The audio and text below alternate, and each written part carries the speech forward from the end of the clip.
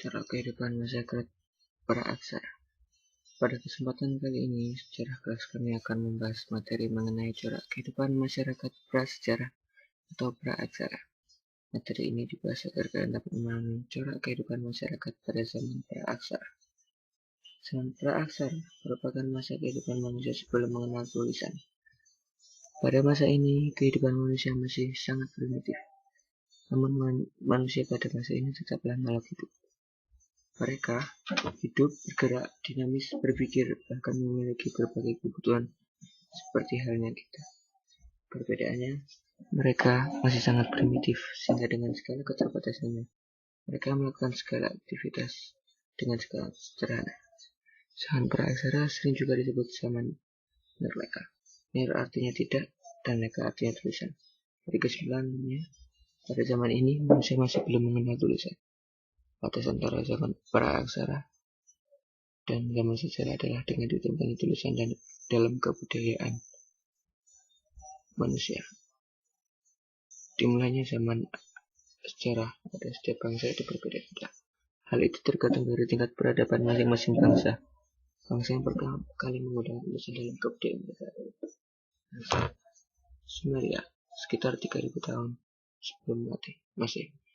Mereka telah membuat ukiran di atas tanah liat yang dipercaya berisikan simbol-simbol yang mempresentasikan angka-angka. Berdasarkan penemuan hasil kebudayaan yang memiliki karakteristik yang berbeda antara satu masa dengan yang lainnya, maka corak kehidupan masyarakat praaksara menurut para ahli sejarah dapat dibagi menjadi tiga masa, yaitu masa berburu dan mengumpulkan makanan.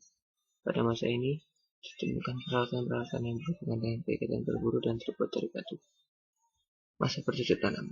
Pada masa ini ditemukan peralatan-peralatan yang digunakan sebagai alat bercocok tanam.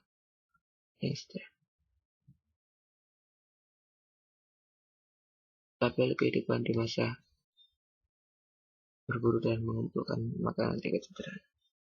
Kehidupan masyarakat masa berburu dan mengumpulkan makanan tingkat sederhana zaman paleolitikum masih sangat sederhana.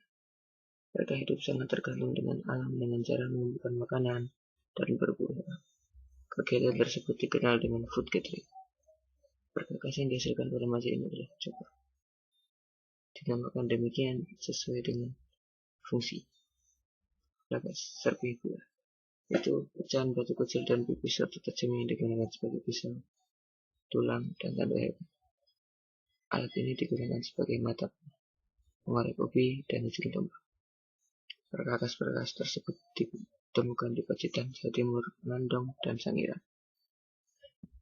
Kebudayaan rohani yang ditemukan pada masa ini adalah penguburan orang yang telah meninggal, berbeda dengan penelitian. Masa berburu dan mengumpulkan makanan tingkat lanjut. Saat ini disebut juga masa Mesolitikum. Berkembangnya pemikiran manusia menyebabkan peningkatan penggunaan pikiran dan meningkatnya kebutuhan manusia dalam mempertahankan hidup. Peningkatan jumlah anggota kelompok dan perpindahan tempat akan menyebabkan permasalahan baru. Perpindahan tempat atau nomaden dalam rangka berburu dan mengumpulkan makanan, food gathering, dianggap sudah tidak lagi memadai lagi. Maka manusia purba mulai membuat tempat tinggal tetap untuk sementara. Kegiatan berburu dan mengumpulkan makanan tetap berlangsung, namun kegiatan mengolah makanan tingkat sederhana dan peternak tingkat awal sudah dimulai. Peninggalan budaya dari masa ini adalah budaya Jogemondi yang ditemukan di pantai timur Sumatera dari Langsa, NAD, sampai di Medan berupa bukit kerang setinggi 7 meter. Dan Abricosauros yang ditemukan di gua di daerah Sambung Ponorogo, Jawa Timur, dan Lamonjong, Sulawesi Selatan. Hasil kebudayaan Babel, kapas Sumatera, Hajrota, Pisan Batu, Bragas, tulang, dan tanduk. Masa bercocok tanam di sawah. Masa tanam di sawah juga zaman Neolitikum. Pada masa ini terjadi perubahan besar dalam kehidupan manusia atau revolusi dari food gathering menjadi food producing. Dari nomaden menjadi penetap. Dengan perubahan tersebut, semua kebutuhan dan perkakas untuk memenuhi kebutuhan juga berubah. berkakas menjadi halus, manusia sudah mulai mempercayai diri dengan ditemukan berbagai perhiasan. Masa batu besar atau megalitikum. Tambahan untuk masa neolitikum yaitu perkakas yang dihasilkan kapak persegi, kapak lonjong, gerabah, demikian. Masa megalitikum.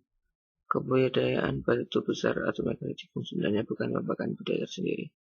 Kemudian yang berkembang seiring dengan perkembangan hukum dan spiritual rohani.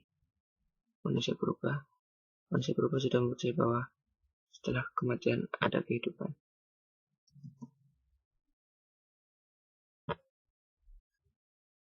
Perkakas megalitikum yaitu menhir, mengikat hewan-hewan yang akan dikuburkan, dolmen, itu tempat persembahan arwah, sarkofagus, peti mayat yang terbuat dari dua batu, arugah, peti kubur, batu burkan kecil.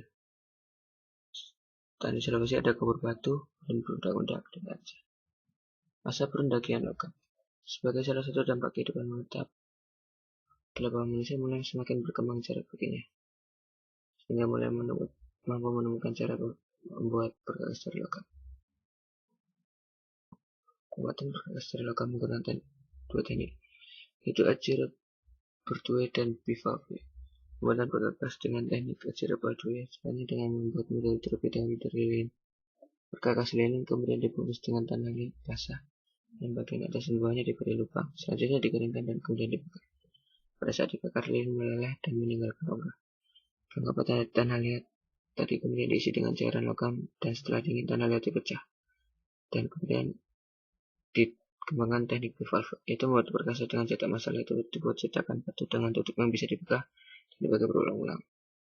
Pada zaman ini perkakasnya yaitu kapak corong, candrasana, kara, moko, bujana, dan barang-barang perhiasan logam lainnya.